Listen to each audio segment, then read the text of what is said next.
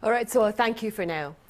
Right, mounting caseloads in recent days have also led to more hospitalizations and fatalities here on the local front. For more, I have JEON Sung-CHO in the studio. Sung-CHO, welcome. Hello, Sun-hee.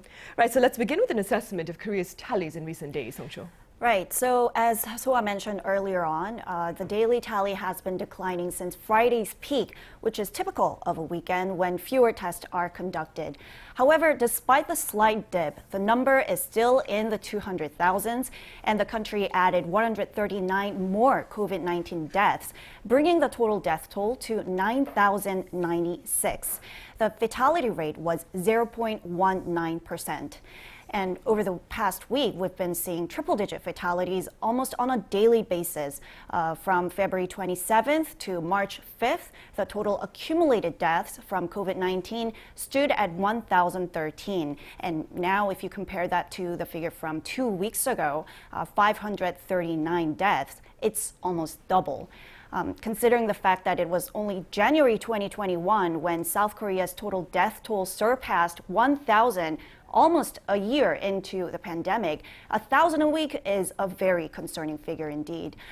Plus, while it's particularly the elderly, 70 and above, who are dying from COVID-19, we are seeing more and more younger people succumbing to the virus as well. As for the critical cases, the number rose to 955, up 70 from a day ago.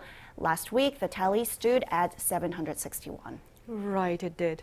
Sung-CHO, meanwhile, starting this past weekend, business hours have been extended to 11 p.m. at drinking, dining and entertainment establishments, right? Yes, so authorities have moved the business curfew by 1 hour from 10 p.m. to 11 p.m., which will certainly offer a breather for small merchants in the country. To be more specific, 12 types of venues are subject to the change.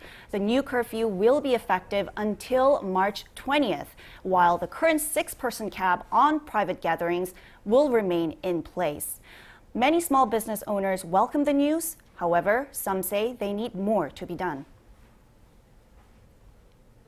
It's better than nothing, but there are still a lot of complaints. Many drinking and entertainment venues still find it more difficult to do business. Some citizens have also expressed concerns over the rising number of infections among children, many of whom are unvaccinated. They fear that with the relaxed restrictions, the infection numbers will continue to go up. And so, just starting on this Monday, I hear some Koreans need not hand in a negative PCR test upon arrival in the country. Right, so starting today, it will no longer be mandatory for Korean citizens returning to the country who have been treated for COVID-19 10 to 40 days before departure to submit a negative PCR test before arrival or even before boarding a plane. All they have to do is provide documentation that shows they have recovered from COVID-19. Prior to this, from last July, it was required for all inbound travelers to submit a negative test when entering the country. And before you go, Sung-CHO, do tell us a bit about the grievances shared by COVID-19 patients during early voting this past week. Yes, so during the early voting weekend, there were some issues raised by people who were either in isolation or infected with COVID-19. When they took to the polling stations, they found themselves having to wait in long lines out in the cold.